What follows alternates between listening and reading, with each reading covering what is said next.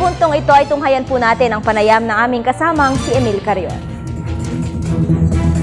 Maraming salamat at sa pagpapatuloy ng ating balitaan, narito po tayo sa ating special portion kung saan meron tayong mga bisitang aktibo na nasa likod ng mga balita. At ngayong umaga po, tayo ay pinalad na bisitahin ni Attorney Rick Ribo ng PAC. So ito pong Philippine Alliance of Ex-Seminarians, isang NGO, religious group, civic group na tumutulong po sa mga biktima ng Super Typhoon. Attorney, magandang umaga po sa inyo. Ay, magandang umaga din po. Opo, maraming salamat sa pagbisita nyo po sa balitaan. Kumusta po ang inyong pinaka-latest na ginagawa sa ating mga kababayan na tinamaan nitong Yolanda at ang grupo ng Philippine Alliance of Ex-Seminarians? Well, sa ngayon, nagpadala lang kami ng relief goods through a 32-footer wing van doon sa Tacloban. We have been doing that since day one. Although ang padala namin papunta sa Palo Seminary kasi yun ang naging drop point namin. Tapos meron kaming grupo on the ground na gumagawa ng mga shelter houses doon sa Burawin. We have identified 200 beneficiaries. Kasama namin dito yung Archdiocese of Palo at saka yung mga paisanos doon sa Tacloban. Ano pong network ang inyong ginamit na grupo na inyong nakabalikat dito sa pag-ayuda sa mga biktima ng Yolanda victim? Well, marami actually organizations ang naging partners namin. Kasama dito yung Tindog Tacloban, kasama din dito yung WedPro, part ang Philippine Alliance of Ex-Seminarians ng UNDP sa shelter cluster, tsaka sa livelihood cluster. At marami pang iba, marami pa. Ano po yung nakita ninyong malaking role na, kumbaga, naging major role ng mga ex-seminarians sa pagtulong sa ganitong uri ng disaster at paano naging effective ito? Well, alam nyo, kung titingnan nyo, lalo na yung nangyari sa Leyte, makikita mo na walang trabaho, walang puno, walang crops, konti lang ang binebenta. Kung may binebenta man, walang pera. At least ngayon, meron na tayong street lights. Pero generally, it is the threat of na mawala yung pag-asa. Doon kami pumapasok kasi the moment na mawala itong pag-asa na ito, ano ang kasunod? Ang kasunod dito, despair, baka kung ano mangyari sa kanila. At itong hope na sinasabi ko, ang paraan dito para mabigyan ang mga tao ng ganitong pag-asa, makaramdam sila na outside doon sa affected area, may mga tao na tumutulong.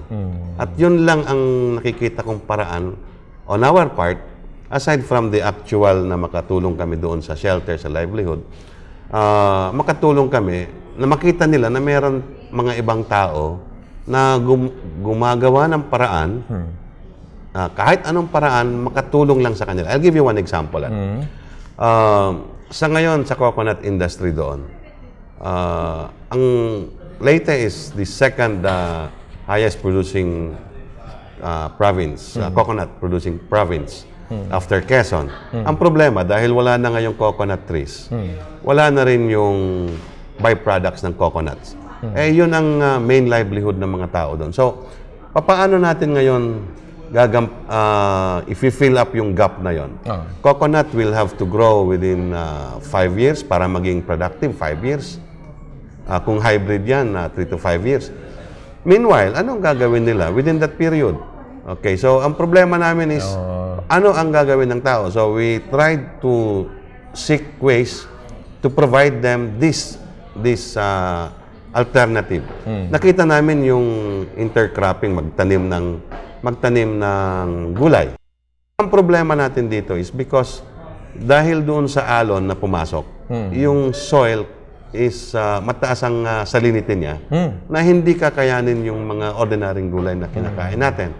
So ito yung isang problema na kailangan i-address natin, tayo mga taong nasa labas, dahil tayo medyo hindi tayo personally affected doon sa nangyari.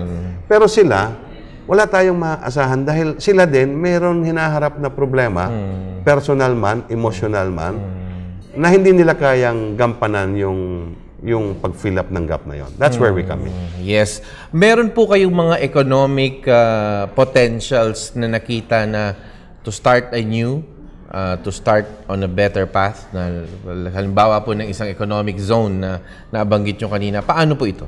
Well, dahil nga sa nangyari, so nasa ground zero tayo. Leyte has been the site of yung landing ni Magellan. Doon din bumalik si MacArthur. Kung titingnan ninyo yung historical events, yung area ng Pacific Ocean na yan, yung area na yon, yung coast na yon, maganda siyang gawing economic zone, either gawin siyang ship, yung paggawaan ng barko o anuman. Kasi open siya sa Pasipiko.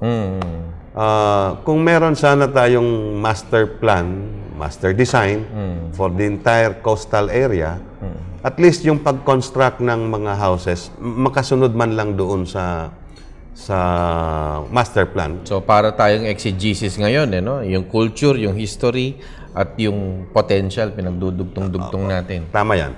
Andyan na. At yung buhos po ng NGO, ng civic-minded people, ng mga volunteers, at ang ayuda ng pamahalaan, how does it work? Yung combination at yung chemistry po? Well, it's a disaster. Dahil walang coordination, to each his own ang pagsalya ng tulong. At more importantly dito, ang nakikita ko kasi merong kanya-kanyang kilos na may vested interest. I don't recall kung si Winston Churchill ang nagsabi na much can be achieved if we do not care where the di ba? Kung gusto mo talagang tumulong ka na. Dahil yan ang tawag ng panahon. Ang problema is, nag-aantay, not only nag-aantay, minsan, nagiging sagabal pa para sa tulong ang isang entity. I would not want to mention any entity at this point. Sabi ko nga dun sa grupo namin, sa PACS, let us wait for the proper moment dun sa mga confrontations. At this time, what we need is magtulungan tayo. Ito po ang hinatid sa atin ng 2013. Nandito na po tayo sa bagong pahina ng 2014.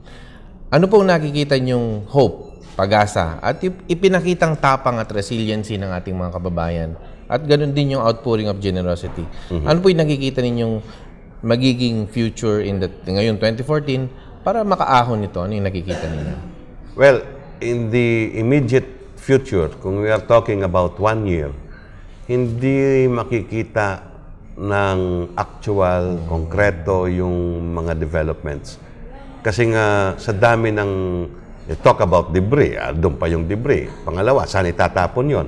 Kung itatapon yun doon sa lugar na mayroong potable water, na naman tayo sa health. So, if you talk about 1 year, 2 years, concrete developments, I don't think na kaya natin ito ibigay kasi kailangan natin muna iplano. Example, I am from San Joaquin, Palo. My mother is from San Joaquin, Palo. Wala kaming sewerage doon. Walang sewerage yun, yung system.